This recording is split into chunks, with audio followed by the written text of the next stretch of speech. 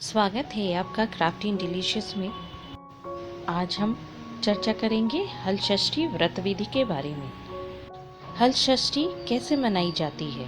इस व्रत का पालन करने वाली महिलाएं इस दिन हल से जुती हुई सामग्री अर्थात अनाज नहीं खा सकती, ना ही गाय का दूध अथवा घी खा सकती हैं।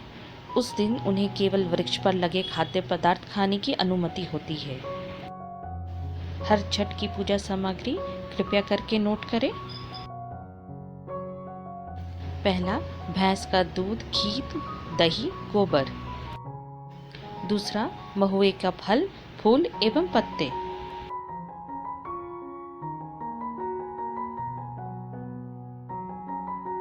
तीसरा, ज्वार की धानी। चौथा, ऐपन। ऐपन बनाने की विधि आगे दी गई है।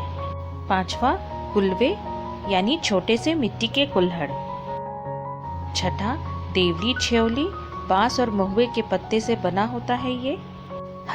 हर षष्ठी के नियम एवं पूजा विधि। प्रातःकाल उठकर महुए से दांत साफ किए जाते हैं।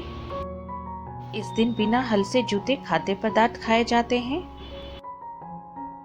पसई धान के चावल, भैंस के दूध का उपयोग भोजन में किया जाता है। भोजन पूजा के बाद किया जाता है। यह व्रत पुत्रवती स्त्रियां ही करती हैं।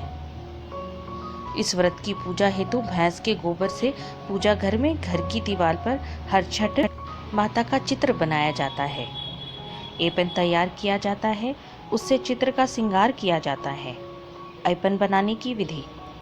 पूजा के चावल को पानी में भिगाकर रखा जाता है, फिर उसे सिलबट्टे पर पीसकर उसमें हल्दी मिलाई जाती है।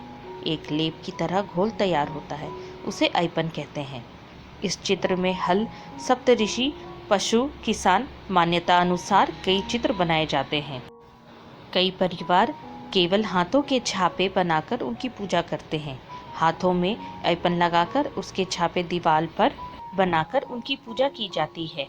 पूजा के पाटे पर कलश सजाया जाता है। गणेश जी एवं माता गौरा को स्थापित किया जाता है। साथ ही मिट्टी के कुलवे में ज्वार की धानी एवं महुआ का फल भरा जाता है। एक मटकी में देवली छेवली को रखा जाता है। सबसे पहले कलश की पूजा कर गणेश जी एवं माता गौरा की पूजा की जाती है। फिर हर छठ माता की पूजा की जाती है। पूजा के बाद हर छठ की कथा पढ़ी जाती है। माता जी की आरती की जाती है। आरती के बाद वहीं बैठकर महुए के पत्ते पर महुए का फल रखकर उसे भैंस के दूध से बनी दही के साथ खाया जाता है। पूजा के बाद व्रत पूरा करने हेतु भोजन में पसई धान के चावल एवं भैंस के दूध से बनी वस्तुएं खा सकते हैं। हर छठ पूजा कथा एवं महत्व। प्राचीन काल में एक ग्वालिन थी। उसका प्रसव काल अत्यंत निकट था। एक ओर वह प्रसव से व्याकुल थी तो दूसरी ओर उसका मन गौरस बेचने में लगा हुआ था। उसने सोचा कि यदि प्रसव हो जाएगा तो गौरस यूं ही पड़ा रह जाएगा। यह सोचकर उसने दूध दही के घड़े सिर पे रखे और बेचने के लिए चल दी। किंतु कुछ दूर पहुंचने पर उसे असहनीय प्रसव पीड़ा हुई। वहां एक झरबेरी की ओट में चली गई और वहां एक बच्चे को जन्म दिया।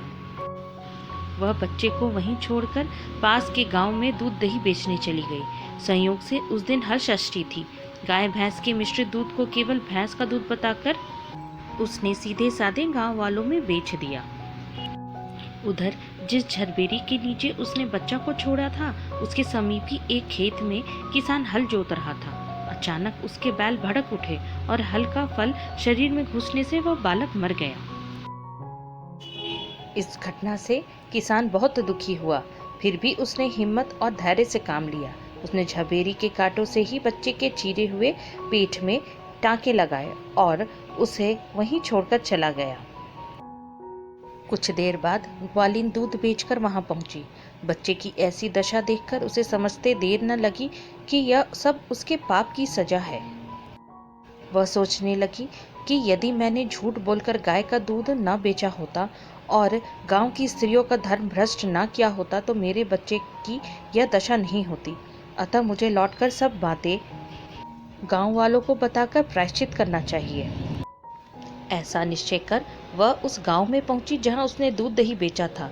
वह गली गली घूमकर अपनी करतूत और उसके फलस्वरूप मिले दंड का बखान करने लगी। तब स्त्रियों ने स्वधर्म रक्षार्थ और उस पर रहम खाकर उसे क्षमा कर दिया और आशीर्वाद दिया।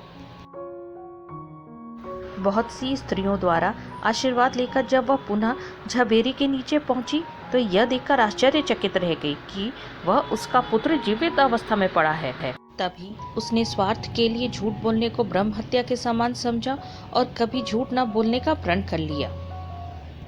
तभी से पुत्र की लंबी उम्र हेतु हर छठ माता का व्रत एवं पूजा की जाती है। कहा जाता है जब बच्चा पैदा होता है तब से लेकर 6 माह तक छठी माता बच्चे की देखभाल करती हैं, उसे हंसाती हैं, उसका पूरा ध्यान रखती हैं। इसलिए बच्चे के जन्म के 6 दिन बाद छठी की पूजा भी की जाती है। हर छठ माता को बच्चे की रक्षा करने वाली माता भी कहा जाता है।